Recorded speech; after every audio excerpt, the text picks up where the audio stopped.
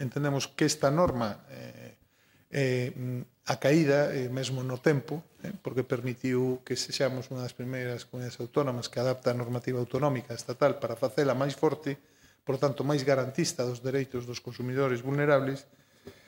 Pois, como decía, a través desta lei se blinda o pago do 50% do recibo da luz aos fogares con menos recursos ou máis vulnerables, e, ao mesmo tempo, a estes consumidores máis vulnerables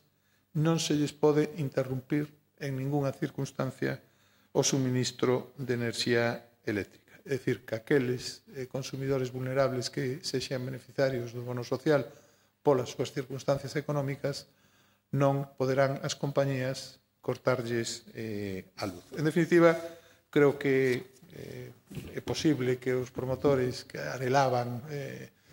introducir algunha cuestión adicional lle fixeron un bon servicio ao país presentando esta iniciativa, e a Cámara fixe un bon traballo analizando a proposta do bono social eléctrico, perdón, o bono eléctrico galego, insisto, un amplo consenso sobre a súa inconveniencia, a parte de que non era xurídicamente viable, pero ao mesmo tempo conseguimos que, gracias a esa iniciativa, pois Galicia sexa a primeira na que se crea a sinerxia entre as axudas para os consumidores vulnerables de enerxía eléctrica que estableceu o Estado e as que establece a comunidade autónoma.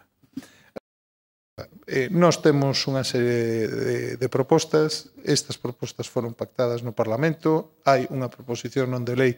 que reflicte cual é o posicionamento da Xunta, e a partir de aí a Xunta o que está a facer é colaborar para intentar que o sistema, cando se reforme, teña en conta todas estas cuestións, pero desde logo con criterios claros e criterios técnicamente xustificados, non con fantasías como a suposta explotación fiscal de Galicia que sostén o bloque en contra de toda evidencia académica ou numérica ao respecto.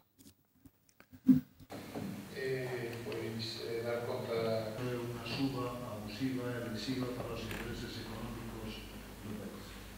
Nacional, que dúas leis. A primeira ten a súa orixe dúas leis para a súa que rixe o funcionamento